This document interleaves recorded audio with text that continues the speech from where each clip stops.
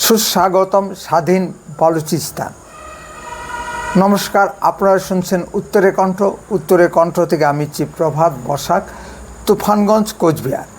গতকাল পাকিস্তানের একটি অংশ বালুচিস্তান স্বাধীনতা ঘোষণা করেছে।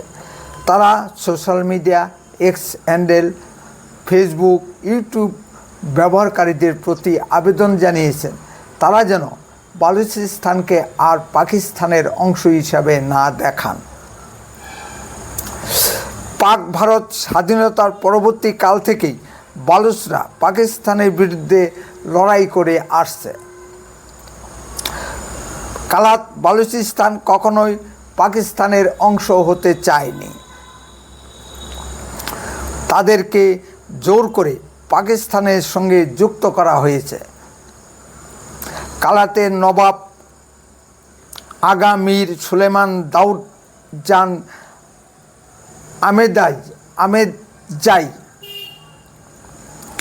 ভারতে যোগ দিতে দিল্লি আসছিলেন। পথে করাচি বিমানবন্দরে তাকে অপহরণ করে বন্দুকের নলের মুখে পাকিস্তান মুক্তিতে সই করানো হয়। কালাতকে বলা হয় কালীমাতার শহর।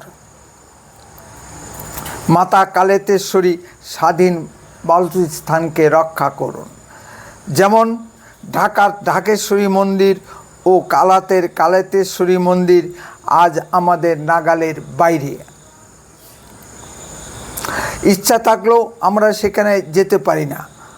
আর আছে 51 শক্তিপীঠের অন্যতম মরুতীর্থ হিংলাজ মাতার মন্দির। এখানে সতী মাতার মস্তিষ্ক পড়েছিল। মনে হয় আর কিছুদিনের মধ্যেই আমরা পাসপোর্ট ভিসা ছাড়াই সেখানে দর্শন করতে যেতে পারব। বালুচিস্তান একটি খনিজ সম্পদে ভরপুর অঞ্চল। এখানে কয়লা, তামা, লোহা ও অন্যান্য প্রাকৃতিক সম্পদ আছে। পাকিস্তানের পরমাণু কর্মসূচির ইউরেনিয়াম এই বালুচিস্তান থেকেই আসে। পাকিস্তান বালুচিস্তান থেকে যে পরিমাণ খনিজ সম্পদ লুট করে নিয়ে যায় তার ছিটে ফোঁটাও বালুচিস্তানের উন্নয়নের জন্য খরচ করে না।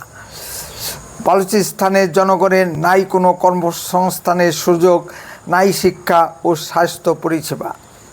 পাক সামরিক বাহিনীর 1% নেই বালুচিস্তানের অধিবাসীদের। সব পাঞ্জাবি মুসলমানদের দখলে।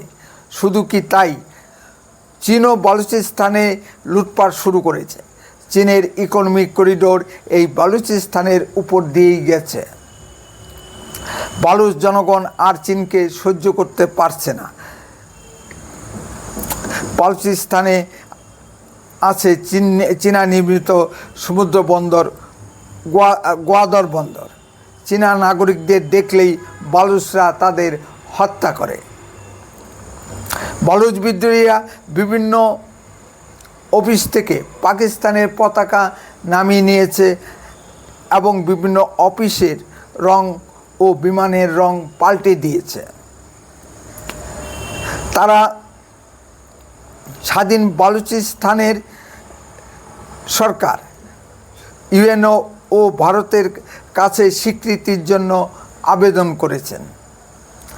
তারা দিল্লিতে দূতাবাস খোলার জন্য ভারত সরকারের কাছে আবেদন করেছেন। তারা ভারতের কাছে বোমা, বন্দুক, গুলি চায় না। 71-এ যে 93,000 পাক সৈন্যদেরকে বন্দি করেছিল ভারত, সেই 93,000 অস্ত্র বালুচিস্তান চায়।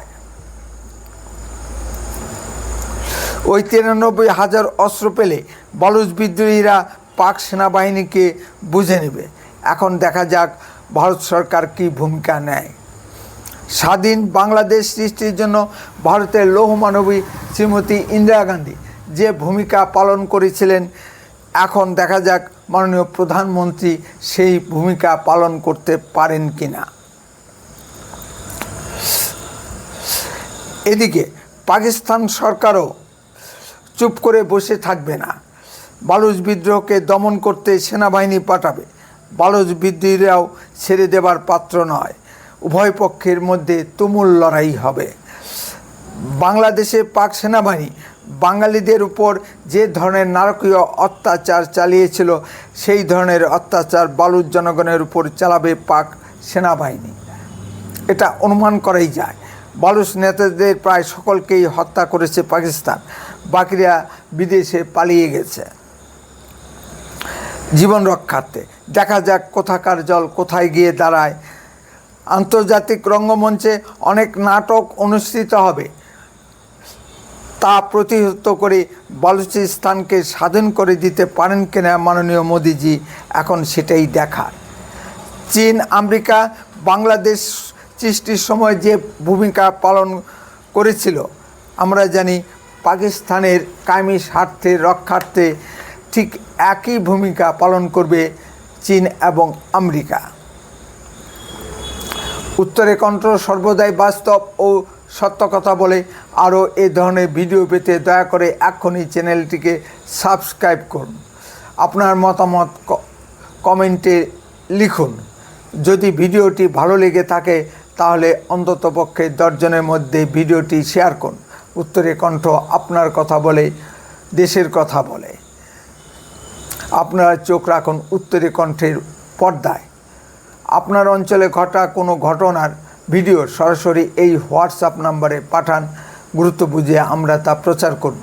বন্দে মাতরম, ভারত মাতা কি জয়। খুব শীঘ্রই ফিরে আসছি নতুন কোনো ভিডিও নিয়ে। ভালো থাকুন, সুস্থ থাকুন।